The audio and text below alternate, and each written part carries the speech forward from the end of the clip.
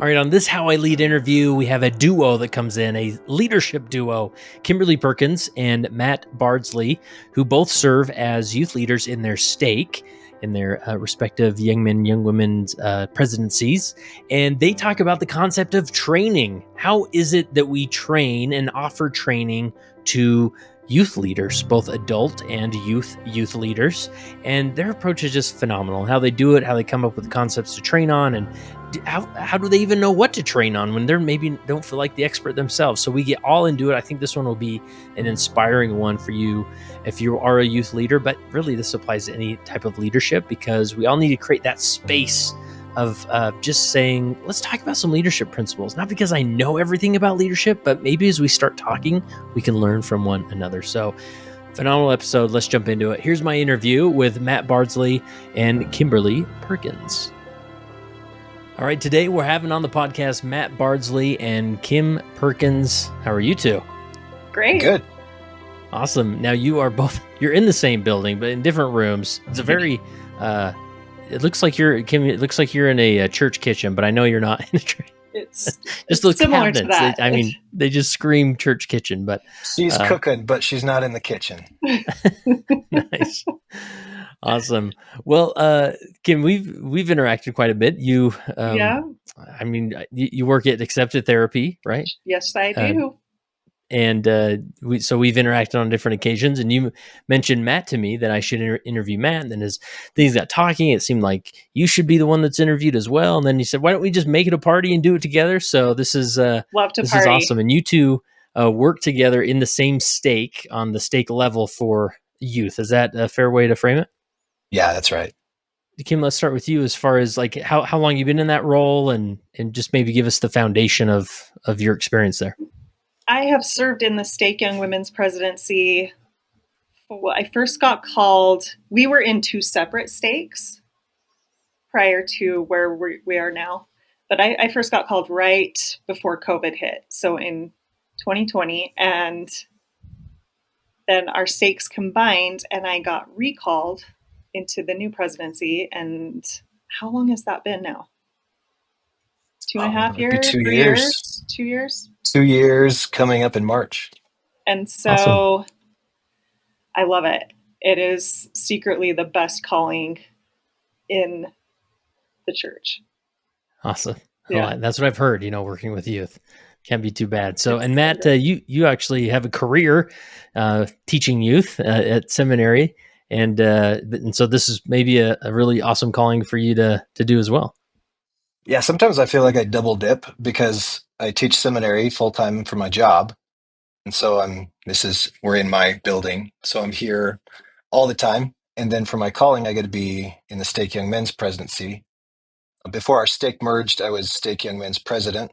And then I got a promotion when we merged to be the first councilor. And so, yeah, we've both been doing this a long time. I started in 2018. So I just hit 6.5 years and absolutely love working with the youth and don't want it to change. Yeah.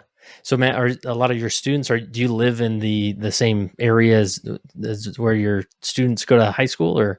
Yeah. So I live pretty close to my job. And so, yeah, all of the stake kids come here and I get to interact with them and make fun of them, and they make fun of me, and we have a good relationship. That's awesome. That's cool. So, Kim, I'm just curious, like when we first remind me, like what was the experience, or when you had sort of seen how the youth program works in your stake, like what stood out the most that thought that this is maybe something we should focus on for an episode? Yeah. So one of the things that I love about both the young men's and the young women's stake presidencies that we work in is that everyone plays to each other's strengths. And one of the strengths that Matt has been blessed with in a major way is training. And so working together with our presidencies, but specifically utilizing Matt's talents, we have developed these trainings to help teach the youth leaders how to effectively lead the youth. And it's been really incredible to roll these trainings out and then just see the fruits of how they are paying off. and creating a lot more connection and just elevating the youth programs in the wards. Yeah. So Matt, where did the original idea for maybe more formal trainings come from? Because I guess there's some training documents out there, but in the as far as the general guidance that we're given as youth leaders, but was there more of a formal approach you took, and how did that start? I think it started with my job. I teach seminary, but my title is a principal at a seminary. And so right now I have 9 teachers that teach in my building, and my primary responsibility is to help them be more effective teachers in the classroom. So I do a lot of observing. I watch them teach. I counsel with them about their strengths and the gaps that they have in their performance. And then I help them specifically through the trainings that we do here, develop skills to be better, more effective teachers in the classroom. And so as our stakes merged and Kim said it perfectly, I think we are really good at identifying different strengths that we have. As we counseled together, that was one thing that we talked about is we need to help train the ward leaders that we're blessed with serving to become better in their respective callings, to develop skills. And that's a gap that we saw in our stake, that leaders, they're so good and they're so dedicated and they're so consecrated. And as it's our responsibility to help them grow and progress, we could just preach at them, or we could talk to them a lot. We could come to their house, knock on their door and say, hey, let me know how I can help you, buddy. And that would be not bad. Or we could take kind of the approach that I use at work and let's observe, let's counsel together, let's identify gaps in their performance, and then let's provide them trainings that they can practice and use to become better. Wow, I love it. That's awesome. And so, where did the training come from? Was it just sort of repurposing a lot of the training that maybe seminary teachers get as far as how to interact with youth? Or, how did you actually start to put it together? And then was it like a weekly meeting, a monthly meeting, a quarterly meeting? It kind of started with some of the things that we do as principals. We saw some gaps in teaching that could definitely be helped by some of the skills that we've developed here in the seminary. But after that, as we counseled together and kind of leaned into each other's geniuses, we started noticing some administrative skills that they could be better at. And then we started bleeding into, all right, how can we offer these to the youth and have the youth developing leadership skills that they could take back to their wards? I'm talking about the youth on the Stake Youth Leadership Committee. Mm-hmm. So it really started as like an echo of what's happening in the seminary, but then it really branched out into some really cool trainings that we've seen some really cool effects happening in the stake. Yeah. And Kim, anything that comes to mind that I want to make sure if you have something to add here, I don't move past it too quick. Well, I think one of the things that also became really apparent is, like Matt said, we're really good at providing opportunities for people to come and hear how to do better in their leadership callings. But one of the things that really stood out to me, and you know a little bit about Accepted and the work we do there, but looking at providing a training that is more interactive and experiential and allows a safe place for these leaders to practice some of these skills. Like, we're all volunteers in this church, right? And you can have the biggest, most beautiful heart and not know how to teach in an effective way, and especially to youth. And it can be intimidating and take time to learn those skills. But setting up these trainings in a way where it's interactive and we're working on these skills in real time and practicing them over and over has really been just pivotal in changing things, rather than standing up in the front and just talking. Yeah, that's typically where we go, right? When we think a training needs to happen, we think, well, if I talk to these people enough, maybe they'll figure it out, or it'll finally sink in. But the real training is when you get them interacting, right? And they move from like that beta state to that alpha state where they're really engaging in that experience. Exactly. So before we get into like the actual, like what is the training and what do you go over? So who's at this training? Is it the Stake Youth Council only? Is it all the youth? And how often are you holding these training experiences? We've done quarterly trainings that are for every young women's presidency member and advisor, and every young men's advisor, and every bishopric member. So we've done those quarterly where we're trying to get skills and share things that are going to be helpful to everyone. But we've also moved into more of a precise model where we're going into wards and we're seeing different skills that need to be practiced by specific wards or specific leaders in wards. So we're trying to be a little more surgical that way. But I think both is effective depending on the skill that you want to train. If it's a skill that everybody needs and everybody can practice with and get better at, great, let's let it rain. But also, sometimes we just need to identify and counsel with specific ward leaders and find things that they're really struggling with and provide an experience. I love that Kim used that word, experience, for them that they can marinate in and practice specific things that they can then move into a quorum meeting or a class and try there. Yeah. You mentioned a lot of observing you do as a seminary principal. So is it the same type of thing? You're visiting a lot of wards on a regular basis to observe, like from the back of the room? Yeah.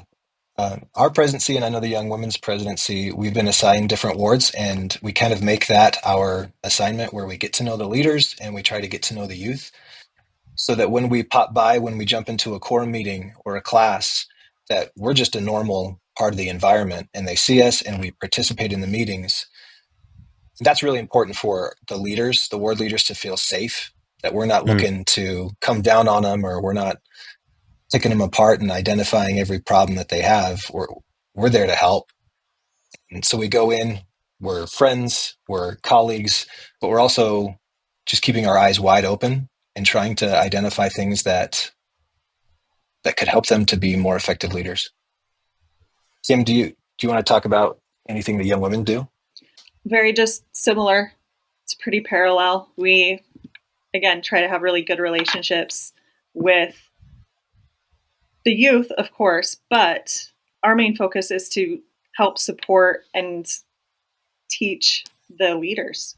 And so it really is important to have personal relationships with them. Something else that we are just rolling out as it's ward conference time for us right now is Matt has developed a survey, and he's going in and asking the youth what their program is like from their perspective so that we can get even more information on how to troubleshoot and help these wards connect. That's awesome. That's great. Yeah, always just collecting those data points, right? Yeah. So was the observing thing, I mean, obviously, I assume you've been doing it a while. People are just used to it. The adult leaders are used to it. Was it weird for them at the beginning, or do you have to communicate? Why are you always here? Like, because a lot of times the only time you see stake leaders is at ward conferences, right? We live in Utah, and so we're really close to all of the wards in our stake. Yeah. And so I think maybe because of that closeness, the youth and the youth leaders are probably more used to seeing us there. For those who live in areas that are a lot more distant, the wards are distant from each other, that might be a little weird. But for us, it wasn't that weird. But I could totally see, if you don't see the stake leaders very often, that might be weird at first. Yeah. But once they understand, we're there to help, and we just love you, and we want to counsel with you and provide anything that you need, I think that breaks down those walls pretty quick. And then are you doing, like, when you go to visit a specific ward and observe, do you kind of do a quick huddle after with some of the adult leaders or whoever taught the lesson and kind of give, do some reflection or feedback then? Or is it just, you just gather the experience and wait for the next training? Usually leaders are hungry to know how to get better. And so they're usually the ones asking questions like, hey, what'd you see and how can I be better? Just because of the caliber of people that we have serving in these callings. That's a fun time to say, listen, we did this quarterly training a couple months ago, and here's where I saw you absolutely nailed it. I love how you asked this question that way, or I love how you involved the boys in this way. So it's a really good time that we can just build them up and give them positive feedback. so that they can know, oh, I am doing it right. Because sometimes I think that's human nature. We'll get a Yeah. training or we'll practice something and we just want someone to tell us, no, you're nailing it. You're doing amazing. Well, I think the other thing that really is fun and rewarding in our calling for me has been seeing them use really specific techniques in their lesson that we taught them and seeing it work immediately and knowing that it's enhancing both their experience as a teacher and the connection with the youth. And so I give that feedback immediately. And to Matt's point of living in Utah and being so close, I have friends in all of the presidencies that I am friends with outside of our callings. And so that makes it easy to just drop in and be a friendly face. But really, even those that I'm not friends with, it's that I care and that I'm there to help. I'm not there to critique. We have enough critical thinking in our head. Like, we don't need someone else to tell us what we're getting wrong. Yeah, for sure. And that's helpful. I mean, you don't want them to get nervous when they see you walk in. It should be thinking, oh, good, they're here. They can give me some feedback after, or, I'll have another point of view. So I'm just curious, are you seeing, after doing it for so long, are there certain issues or common, I don't know, what questions or principles that you're focusing on more often than not? And what are some of those that come to mind? What do you see in Kim? I've got a few, I'm starting to write a list here on my desk, but what are the ones that are standing out to you? I think one of the things that we come across frequently is the communication between the class presidency and the leaders. And one thing that we have continually done training on is teaching them how to give the youth the training wheels that they need when they're younger, and then slowly let go of the bike and let them go in leadership as they get older.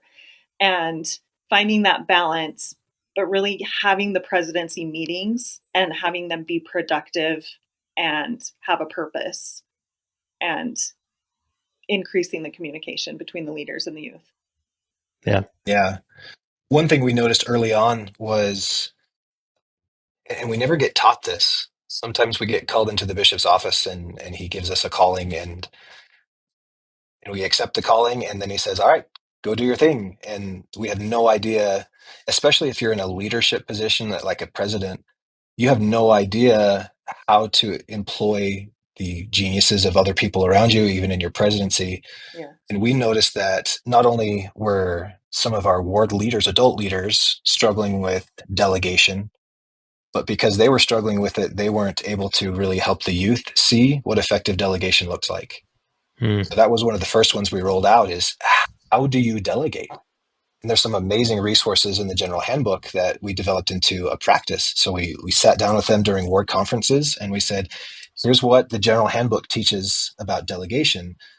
Practice it.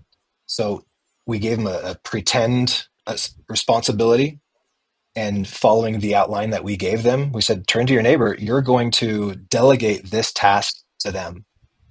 And then we had them give each other feedback. Like, how was that? Well, that was a little rough. Awesome. Try it again. Make sure you hit this point and this point and this point. Try it again. And as they practiced that and then they switched, all right, now you're the one being delegated to, and you have to give the feedback. And it was really interesting to see how quickly their delegatory skills started developing, just because it had been broken down and they were able to practice it line by line and have prompts that they could follow. Oh, I say this, then I say this, and then I make sure that this happens. Yes, good job. Try it again. And that was one for me that really got the juices flowing. Like, wow, we could do this with so many other things. And it really kind of blossomed from there. And we have a lot of these trainings that have been developed trying to meet those needs that we're seeing as we visit these wards. Yeah. And I would imagine with some people, they just think, well, I'm supposed to train these individuals on delegation or teaching or whatever. And I don't even know how to do that myself, And so, but it's not so much about you being the expert of doing it. So how would you coach someone on how to coach others with, when it comes to training? Like, how do you help them improve when you're not sure you have it to give? I think being totally You try honest. and you fail. Yeah, totally honest and vulnerable from the get-go. Like, we name How often have we gotten up to a youth and said, "Okay, this is you're the one that's going to be in charge of this activity, so go ahead," and not given them the support that they needed to make it great. Like, we've done that. And we just name that up front. I've totally made this mistake. Like, I'm relatable. I'm not the expert, but let's work together to do better. A lot of times when you're a stake leader, you've been called to be a stake leader because you've had some experience on a ward level. Sometimes that's not the way it is, but in our experience, we love to meet together and bounce ideas off each other. So we'll meet together and say, okay, we're noticing that delegation is a weakness. So we work together to break down what delegation really looks like. And then we lean on each other's geniuses and we practice, and Kim will look at me and be like, nah, try that one again. That one didn't work. And vice versa. And it's really that skill of what's the gap, break down that gap into little pieces, and then practice the little pieces. And it's really awkward at first. It's really hard. But the more we tried to do it as stake young women's and stake young men's presidencies, the better we got. I'm sure it was awful at the beginning, but just us practicing how to help other people practice has really, really helped in the long run. Yeah. And I imagine this is just the power of the council, right? Where you get a group of individuals together and revelation is spread among them, but also training is spread among them, right? There's somebody who maybe isn't as good at delegation. Maybe there's two or three others that are in the room and they can share their insight. And before you know it, everybody feels uplifted because of those comments shared. So it's amazing how that works, but it's more about the just carving out that time to say, this is what we're focusing on during this time. It's a training or a time for us to get better at these things, right? Just one that I love that we kind of did in the beginning too is such a simple skill, but it's teaching the teachers how to do a pair and share when they're teaching a lesson, so that they can get more conversation going within the room, right? And it sounds so straightforward. The name, pair and share, right? But there's a really specific formula to do it well. And so we have that formula. We have it broken down into these bite-sized pieces. And the thing that I love about this is too, it makes it repeatable, right? So it's not just a one-time shoot for getting it taught. It's, no, I can do these little pieces over and over again. Another one we did was we noticed as we went to mutual activities that the activities were phenomenal and these kids were having a great time and they were becoming unified with each other. But one thing as we counseled was it was really missing the Savior. And so as we counseled together, we talked about it and we thought, how can we help these leaders connect, whether they're playing tennis or rock climbing or baking cookies or going on a hike? How can we help them help the youth connect the dots? What do I learn about Jesus Christ while on this hike? As we were playing tennis together, what did I see that reminded me of the atonement of Jesus Christ? So yeah, we spend time with the ward leaders and the youth. We have our eyes wide open, and I think the Spirit really helped us see needs and gaps. And we got together and we counseled together and broke down the gaps into tiny, I love, Kim, what you said, bite-sized pieces that are replicable. What little bite would help so-and-so be a better leader and help their kids be a little more Christ-centered? And let's practice that. And that was a lot of fun. Yeah.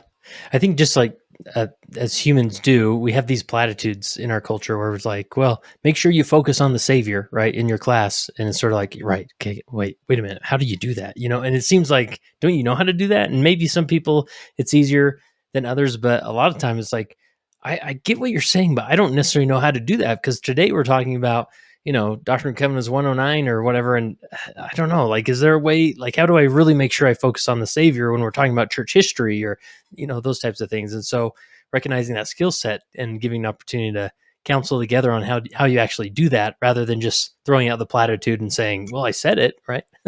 Well, and then the follow-up So to that true. was giving the space for them to practice and do it super clunky with each other first, right? Mm-hmm. No one was an expert in that room. And they did it multiple times till they were more comfortable. Yeah. And one thing I've learned just doing hundreds of How I Lead interviews is nobody thinks they're the expert until they start talking. But when other people hear it, they're like, wait a minute, what did you just say right there? Like, that's brilliant. And they're like, what do you mean it's brilliant? That's just how, it just comes natural to some people. They don't realize what they're an expert in, or, that they're doing something. When they model it, it just stands out, I think one of my favorite parts is to see that a person practices it a couple times and their skill set grows by leaps and bounds. And all of a sudden they get that confidence. Maybe they don't think they're an expert, but all of a sudden they think, oh, I can do that. I'm really good at that. And they start Yeah. recognizing, oh, there are skills that maybe I already had, but just never had learned to apply to that situation. I'm really good at this. Yeah, it's powerful. So, in these trainings, it sounds like, are you doing a lot of role playing? Is that a big component to it? When we practice, it's less about putting together a play. You don't want to get too far into the role play, because then you get caught up in things that are ancillary. A really good practice, like if you think of those of us who have played sports in the past, if you want to learn how to do anything, to do a crossover when you dribble, you don't learn to do that as you're scrimmaging in a basketball game. You learn to do that by isolating that one thing and doing it over and over and over. I know role playing sometimes has a negative connotation with a lot of people. We don't do a lot of role playing because we just want to isolate that one skill. Just try it over and over and over again. And you'll find yourself, when you do scrimmage, when you do play a game, all of a sudden that crossover just happens naturally because of the times that you've done it. So we don't spend the time trying to come up with these elaborate, well, here's Jimmy, and Jimmy said this, and then Jimmy responded with that, and then you're in this room Yeah. and it's 76 degrees. Like, you can totally get lost in too many of the details. But instead, if you just practice and practice and practice that one isolatable skill, then your talents and your natural gifts just start to expand. Yeah. Yeah. So what that looked like in action was using the bringing things back to the Savior in an activity as an example. We asked, what did your classes do this week? And, a few people would give answers, and then we'd take one of them and, okay, we're going to use this assignment to, one of them was spaghetti making or something, right? Yeah. Like, they're just normal class activities that they're doing. But, okay, you're going to practice likening spaghetti making activity to the Savior, and turn to a partner and go. And they take turns doing it.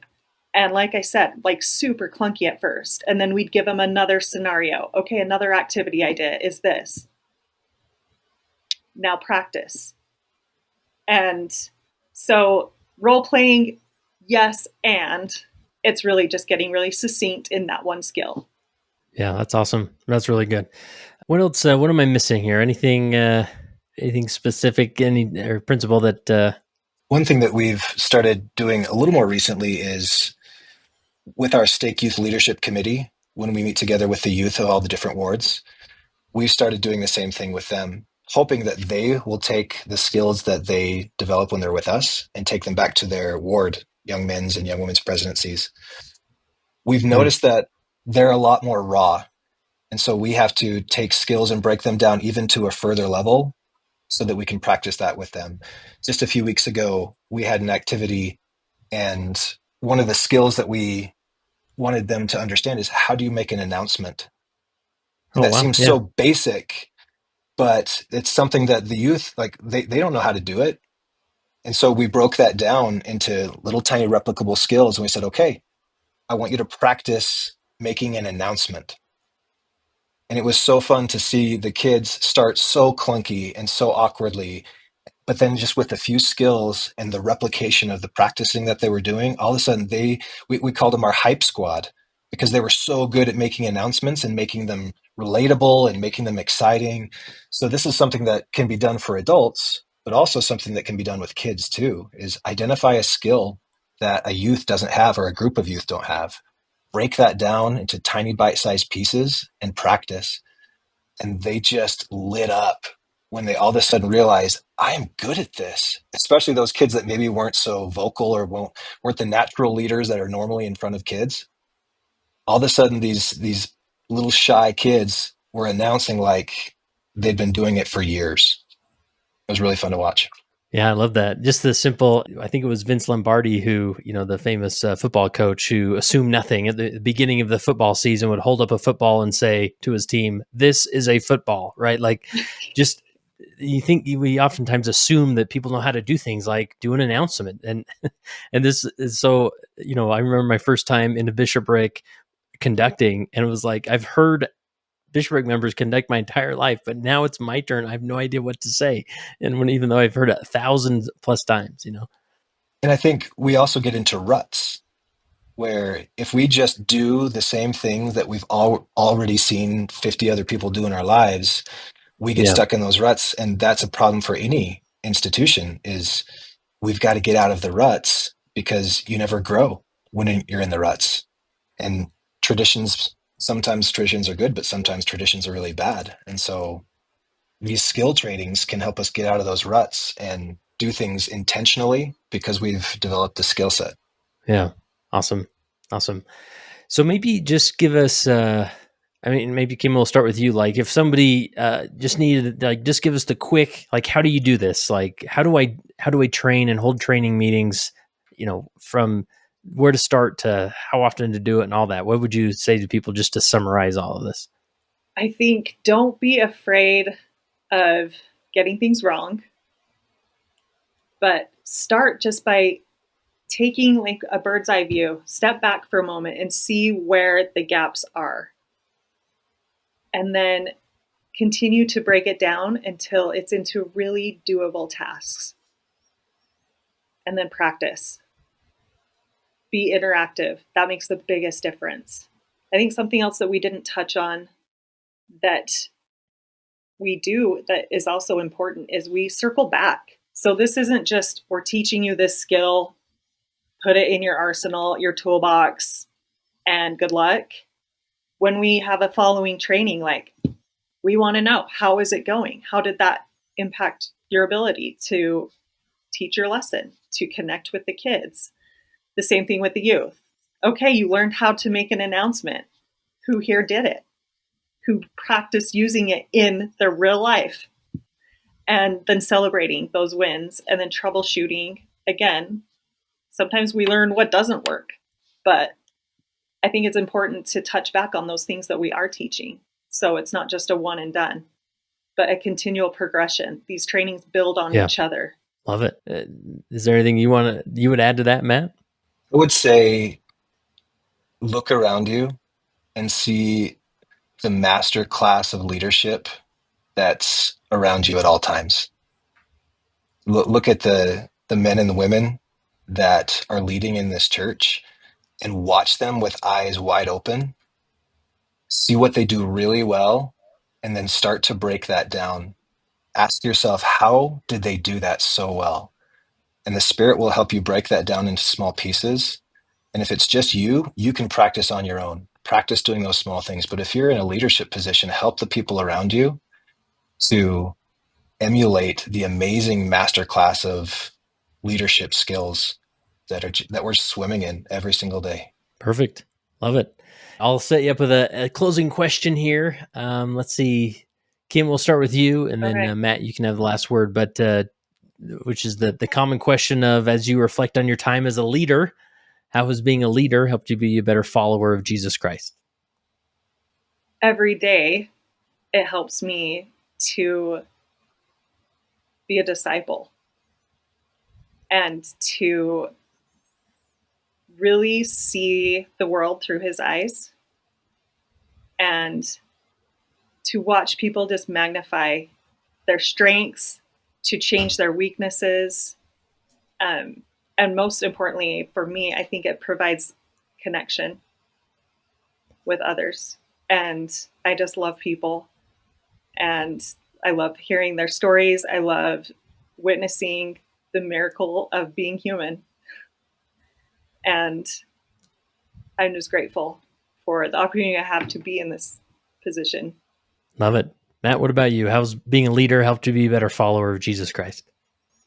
I love this question, and it's so hard to put in just a few words, but being a leader is one of the most humbling things that we get an opportunity to do in this gospel and on this planet, because being a leader makes you super aware of your failings and your faults and your weaknesses and your own gaps, and you never feel like you're doing it as well as you want to do it. And in those moments that you just feel like you've screwed up God's plan and the whole thing is for naught, the Savior just comes in, and through his Spirit, you know how much you're loved, even through your weakness and probably because of our weakness. And once you've felt that, and once the Lord has come into your heart and you've felt his love for you, all you want to do is share that with other people and help them feel the compassion and the patience and the grace that you felt from your Savior, Jesus Christ.